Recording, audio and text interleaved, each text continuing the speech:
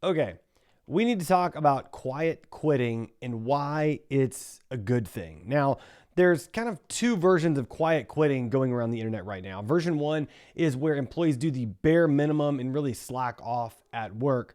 Version two is the kind that I'm subscribing to here, where people are performing their duties as expected, but they're rejecting the concept of hustle culture that is often within companies and sort of an expectation for your job. So a lot of times people take jobs, it's a full-time job. Full-time is expected at most jobs to be 40 hours a week. And somehow the employer is expecting a lot more hours and weekend work and night work and everything else.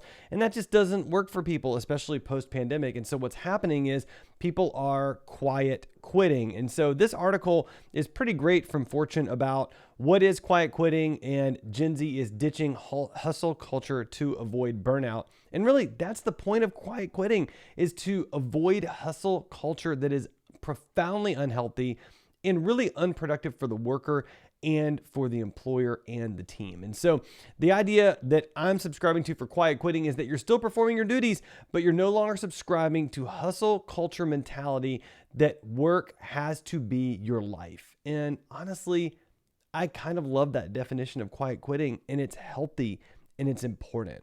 So just a couple of stats from this article that I thought were interesting.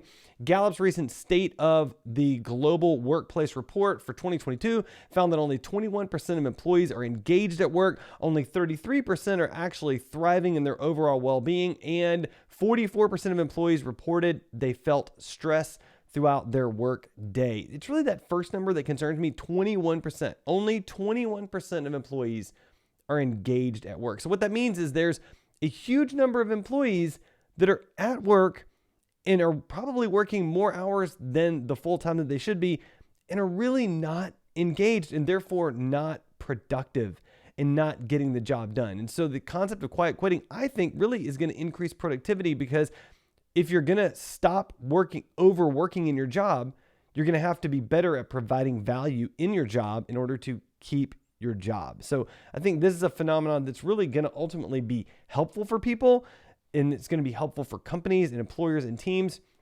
And it's going to help to bring back a healthy work-life balance that's going to help everybody be much more productive overall. So I'm a big fan of quiet quitting in the positive sense, and I think it's really a good thing for all of us. So if you want to follow me, learn more about what I'm up to, or just connect, here's my websites. I'd love for you to also find me on YouTube and subscribe there. I'm also on TikTok as Hat Selfie and Instagram as Adam Walker. So follow there.